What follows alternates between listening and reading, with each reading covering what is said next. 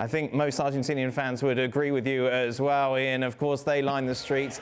Well, that just doesn't really sum it up. Take a look at this drone shot that obviously has gone viral. Hundreds of thousands of fans taking to the streets to celebrate Argentina sealing, of course, that third World Cup, the first one since 1986. Imagine being there. Imagine the party. Well, we're joined by a man who was Joel Richards, who, in fact, is a good friend of mine.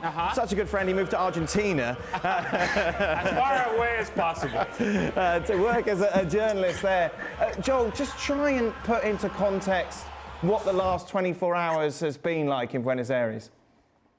Absolute chaos, a carnival, a party. I mean, you said tens of thousands on the street, Dan. There have been estimates it's been 1 million people who came out onto the streets. We've had real emotional outpouring of people that we've seen at the end of during the game. Obviously, I mean, as we've just been discussing how emotional, how dramatic the final was, but there's been an emotional overtone in Argentina throughout the competition, because going into the World Cup, there was just such huge expectation and importance placed on the World Cup for them for a number of different reasons. You've got the fact that it's probably Messi's last World Cup. We know he's going to carry on playing international football, but whether or not he'll make the next World Cup, it remains to be seen. But so there was this sense that they needed to win it for Messi.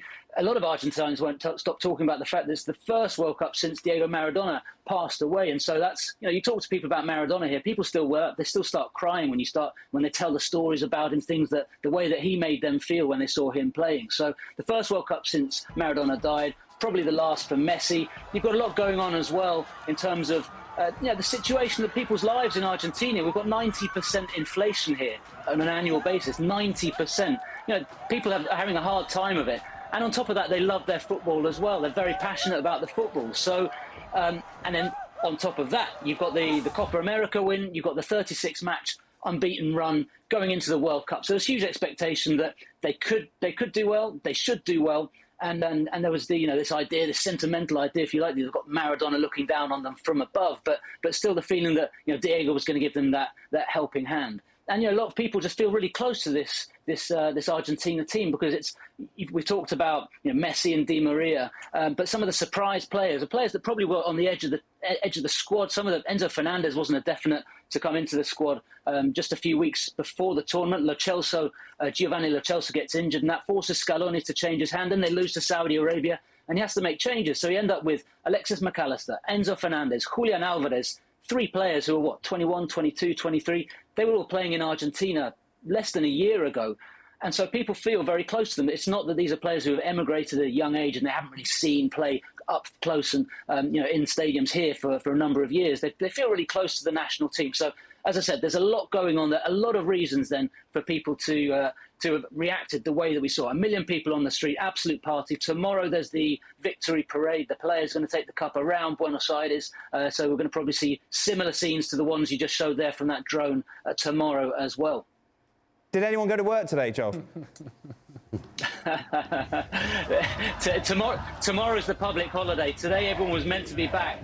But, it was just astonishing, Dan, to see how, for hours after the penalty shootout ended, people continued to just congregate either on the obelisk, which is that big monument in Buenos Aires that we saw there, which is the central point, but also just in squares, just in neighborhoods around the city, around Argentina. Everyone just took to the streets just to celebrate this remarkable achievement, third World Cup, the first for Lionel Messi, and everything that Messi means for people as well. You go to the park, just go out on the street here in Argentina. All the kids have got Messi's shirt. There's that clip that's done the rounds of the Argentine journalist finishing an interview, telling him how much everyone loves him and how important he has been for the country. I know some people have thought whether a journalist should be doing that or not, but she totally captured the mood of what everyone, if they had the chance, would say to Messi, because he's transformed the way people feel. And now he's finally delivered on that World Cup and given people that joy, that happiness that a lot of people simply feel they don't have in their day-to-day life. So if you were to walk to the streets, Joel, and ask those 1 million people, Maradona or Messi, where are we at? I asked a lot of people this question, and it depends a lot on the generation. So the older generation, people above the age of 50 or so, they'll still lean towards Maradona, and then obviously the younger generation towards Messi. But most people will say, look, now he's got the World Cup, I mean, that's it. We just need to stop arguing about this because they both won a World Cup. They were both fantastic, and they're both just products of very different times. Steve was talking about earlier about the refereeing, what Maradona had to put up with as a player, and how Messi was able to really unleash has been able to unleash his talent to a different extent. And there is that element, of course. And then there's the personality as well. Maradona, with his feistiness and his all his comments, all his political views. Messi's clean living. He's still married. He loves his family. He just posts pictures on Instagram of him drinking his mate, his tea with his family at home. So very clean living. So there's that element of it. But when it comes to the sport, I think everyone has just said, look, they're both Argentine. Let's enjoy it. Let's stop arguing over who was the best.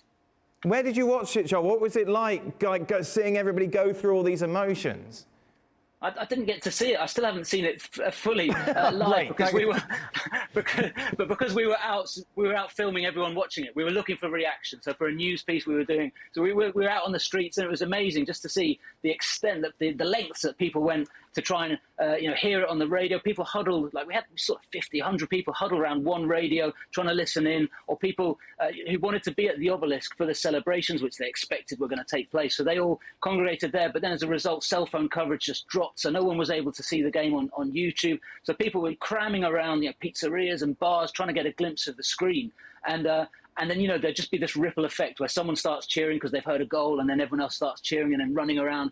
And we went out at half-time with Argentina 2-0 up thinking, right, this is going to finish in the next hour. We need to get all the shots. And then everyone's face is just, the first goal goes in, and I was like, it's okay, we'll just hold on. And then 90 seconds later, it's going to extra time. So a real emotional roller coaster. I mean, we saw people praying, we saw people on their knees, we saw a lot of people crying and pacing around as they listened in. But I mean, as we've just said, a wonderful final, and everywhere, wherever anyone was able to follow it, it was a fabulous experience. And as we said then, just a huge street party kicked off and hasn't really stopped since.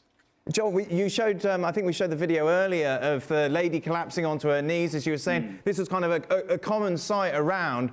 What was it like to be there when this is happening?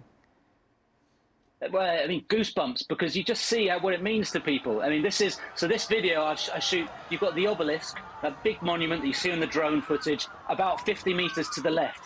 And behind the woman, you see everyone suddenly descending on the obelisk because everyone's rushing there to get there into position. And this woman was with her kids, and you see the kids get moved forward, and they haven't seen that she's dropped to her knees, and they then rush back just to have this embrace and follow on. And then all of a sudden, so where everyone's standing there in the middle of that drone shot is the metro bus, the bus that channels through the town. Everyone's suddenly climbing up onto lampposts, wherever they could, just to get a better view, and to join in the party and see what was going on. So I mean, a range of emotions, as we said. And then a lot of people as well, I talked about the economic situation here as well, but also, a lot of people talk to me about what they went through in the pandemic. People have lost, parents, brothers, sisters, and everyone, that came to everyone's mind when they were out celebrating. So, as I said, on the sporting side of things, this means a huge amount to everybody. And there's a lot of other stuff going on behind the scenes as well. How on earth are they going to organise the parade tomorrow, Joel? Yeah. Well, yeah, there's a few things going on. I mean, on the one hand, they're not going to stop. They're not going to get off. There was a talk about maybe they were going to go to the Casa Rosada, which is the government house in the very heart of Buenos Aires. That's not going to happen. It's just going to be a parade. They're just going to drive through Buenos Aires. But, I mean, it's a great question. I think what they're trying to do is make sure that people don't just all go to the obelisk, as happened on Sunday, because otherwise, they'll just get stuck there and they'll never be able to get out. So it's going to be fascinating. But, I mean, we're going to have all these great shots of just people lining the streets, cheering on the national team. And for everybody here, as we said, these are all players who now, a lot of the young, and as we said, they left quite recently Argentina, but they're still players who are, now playing for the likes of Manchester City. They're playing in Spain and in Italy. They've got the World Cup. So for people here, it's the one opportunity to really show the national team what it means to them and to see them up close. So tomorrow's going to be a lot of fun as well, for sure. Thank you very much. You're probably best it wasn't England in the final, yeah? 100%. It would have been a very different tone if it had been England. So yeah, that's a relief. Well, thank you very much for watching ESPN on YouTube. For more sports highlights and analysis, be sure to download the ESPN app. And for live streaming, premium content, and let's not forget as well, ESPN FC 7 days a week. Subscribe to ESPN+.